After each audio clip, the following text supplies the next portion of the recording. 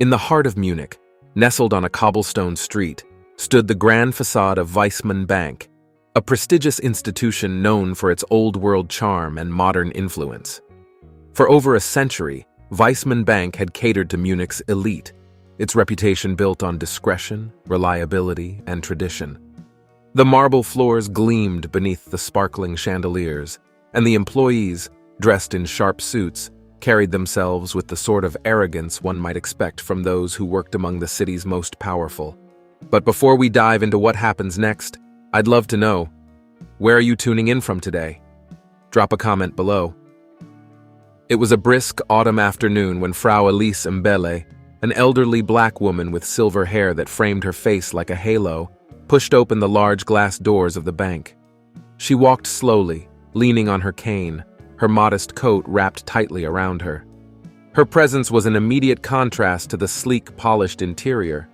To the staff, she did not belong. As she approached the front desk, the bank employees exchanged glances, disdain, judgment. The teller, Klaus Muller, was the first to approach her. He was young, sharp-jawed, and had the haughty demeanor of someone who thought his position conferred power. "Excuse me," Elise began, her voice soft but firm. "I need some assistance with my account." Klaus barely looked at her. His eyes flickered over her appearance, lingering on her dark skin, her simple attire, the worn shoes on her feet. He sighed impatiently, as if she had disturbed the natural order of things. "Ma'am, this bank serves private clients. Perhaps you should try one of the smaller banks on the other side of town," he said, his tone dripping with condescension. Elise frowned. "But I've been banking here for years." Klaus chuckled, a short, dismissive sound. "I highly doubt that." Another employee, a woman named Greta Schmidt, joined Klaus at the desk, her eyes narrowing as she looked Elise up and down. "Are you sure you're in the right place?" she asked, her voice cold. "We don't handle welfare accounts." Elise's grip on her cane tightened, but she remained composed. "I would like to speak to the manager, please." Greta scoffed. "I don't think the manager has time for this," she said, motioning to Elise as if she were something to be swept away. By now, a few other employees had started to take notice. They whispered among themselves, some smirking, others shaking their heads. An elderly black woman in their prestigious bank? She must be lost. Or worse, she must be trying to get something that wasn't hers. But Elise stood her ground. "I'd like to see the manager now." Her voice carried a quiet strength that made Greta hesitate. Reluctantly, she picked up the phone and called Herr Dietrich, the bank manager. Within moments, a tall man with a sharp suit and steel-gray hair appeared. He was the picture of corporate authority. His eyes immediately landed on Elise, and he frowned, clearly perplexed. "What seems to be the issue?" he asked, his tone professional but distant. Before Elise could respond, Klaus stepped in. "This woman claims she has an account here, but I think she's confused. She probably meant to go to one of the local savings banks." Dietrich glanced at Elise, the same judgment flashing across his face. "I see. Ma'am, we don't typically serve clients without an appointment. Perhaps you should try—" Elise interrupted, her voice calm but commanding. "I think you should check under the name Mbele." For a moment, Dietrich's expression faltered, but he quickly masked it with the same dismissive professionalism. "Fine," he said, motioning for Greta to pull up the records. Greta tapped a few keys on the computer, and then froze. Her eyes widened, and she glanced up at Dietrich, her face pale.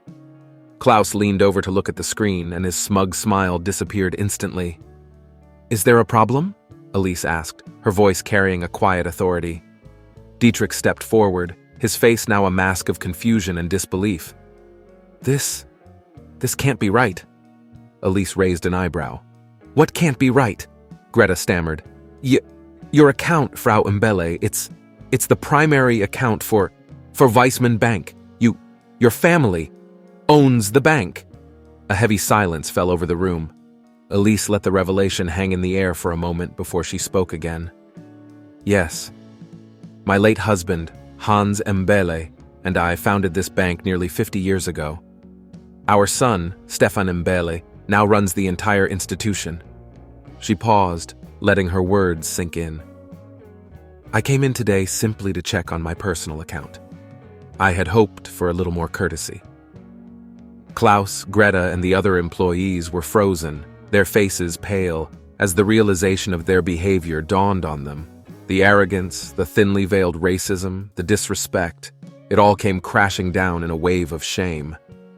Dietrich stepped forward, his voice shaky. Frau Mbele, I'm so terribly sorry.